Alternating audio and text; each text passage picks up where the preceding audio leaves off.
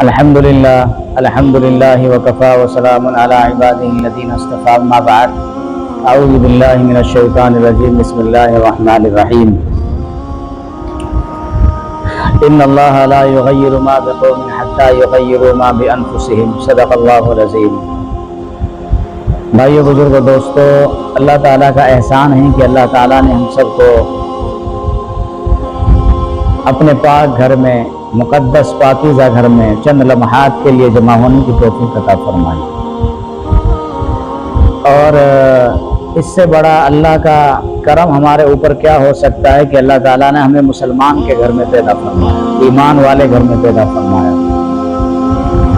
میرے بھائیو، آج کا میرا موضوع ہے حضرت ابو بکر رضی اللہ تعالیٰ عنہ کی شان۔ آؤ میں تمہیں ابو بکر کے دور کا ایک واقعہ سناتا ہوں۔ ابو بکر رضی اللہ تعالیٰ عنہ امیر ہیں، اور ابو بکر کے پاس ملک شام کے مضافات سے ایک آدمی آیا، اور وہ آ کے کہنے لگا، امیر المؤمنین، آپ امیر بھی ہیں اور امیر بھی ہیں، آپ امیر بھی ہیں اور امیر بھی ہیں۔ میں ملک شام سے چل کے آیا ہوں، تو میں تجارت کا کام کیا کرتا تھا، مجھے بڑا گھاٹا ہو گیا، بڑا نقصان ہو گیا، آپ میری مدد فرمائیں، آپ میری نصرت فرمائیں۔ تو ابو بکر نے اس نوجوان کا جو ملک شام سے چل کے آیا تھا، اس کا ہاتھ پکڑا اور ہاتھ پکڑ کے اپنے گھر لے گئے۔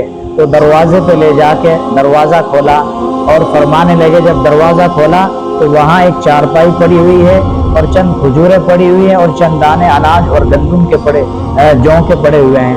تو ابو بکر نے فرمایا کہ بھائی دیکھ، آج کل میرے حالات ٹھیک نہیں ہیں، آج کل میری حالت صحیح نہیں ہے، اور یہ چند کھجور پڑی ہوئی ہیں، چند اناج اور جوں پڑے ہوئے ہیں میرے پاس۔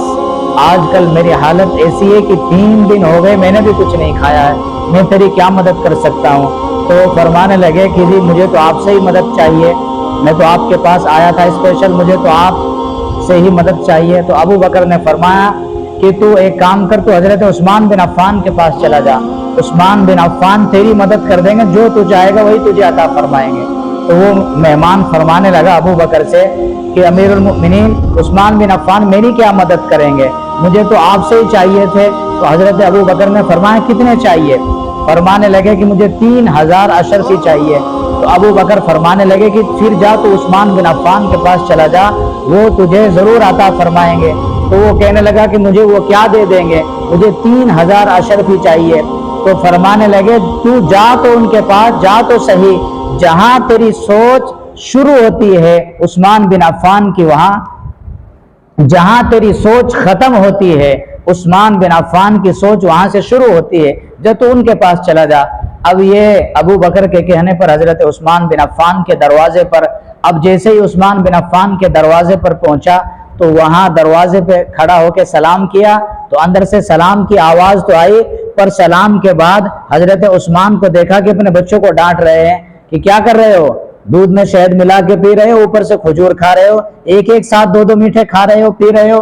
تو حضرت عثمان بن عفان جب بچوں کو ڈانٹ رہے تھے تو یہ مسافر دروازے پہ کھڑے ہو کے سوچنے لگا کہ جب یہ اپنے بچوں کو ڈانٹ رہے ہیں تو میری کیا مدد کریں گے، میری کیا نصرت کریں گے، مجھے تو کچھ بھی نہیں دیں گے۔ حضرت ابو بکر تو کچھ کہہ رہے تھے، یہاں آ کے فیصلہ دیکھا تو کچھ اور منظر ہے۔ تو اب وہ دروازے پہ کھڑے ہو گئے، اب اندر سے کیا تھوڑی دیر کے بعد حضرت عثمان بن عفان آئے۔ اب یہ مہمان دروازے پہ کھڑے ہوئے ہیں، حضرت عثمان بن عفان آئے اور آ کے کہنے لگے، بھائی مجھے آنے میں تاخیر ہو گئی ہے، میں معافی چاہتا ہوں، آپ کو دروازے پہ کھڑے رہنے میں بڑی دیر ہو گئی ہے۔ کوئی مہمان سے بھی معافی مانگتا ہے؟ ہمارے یہاں تو مہمان کے ساتھ کوئی ایسا سلوک کرتا ہی نہیں ہے، نہ مہمان سے اچھی طریقے سے بات کرتا ہے، ہم تو ڈانٹ لگاتے ہیں کیوں آئے ہو۔ تو حضرت عثمان نے معافی مانگی کہ بھائی مجھے تھوڑا گھر کا کام تھا، وہ بچوں کو تھوڑی باتیں بتانی تھی، سمجھانا تھا۔ اندر لے گئے، اندر لے جا کے چارپائی پہ بستر لگایا اور ان کو بٹھایا، پھر ان کو پانی پلایا، اور سب سے پہلے مہمان نوازی کے طور پر جو حضرت عثمان نے اس مہمان کے سامنے جو چیز پیش کی وہ کھجور کا حلوہ اور میٹھا دودھ تھا جو شہد ڈلا ہوا تھا۔ اب یہ سوچنے لگے کہ مجھے کھجور کا حلوہ بھی اور شہد ڈلا ہوا دودھ بھی پلایا، اپنے بچوں کو اسی پر ڈانٹ رہے تھے اور مجھے یہی چیز کھلا رہے ہیں۔ تو تھوڑی دیر کے بعد پھر ان کو کھانا کھلایا، کھانا کھلایا تو اس مہمان نے پوچھا کہ عثمان بن عفان آپ نے اپنے بچوں کو تو شہد اور دودھ کے اوپر ڈانٹ لگا دی اور مجھے شہد اور کھجور کا حلوہ اور دودھ اور شہد پلا دیا۔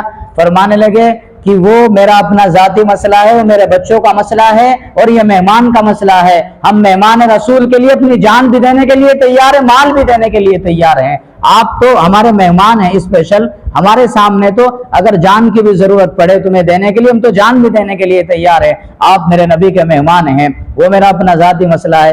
پھر بہت کھانا کھلانے کے بعد انہوں نے آرام کیا، آرام کرنے کے بعد نماز پڑھی۔ اس کے بعد حضرت عثمان بن عفان نے پوچھا آپ بتاؤ کیوں آئے ہو؟ ہمارے یہاں تو دروازے پہ پوچھ لیتے ہیں بھائی کیوں آئے ہو، کیا مقصد ہے؟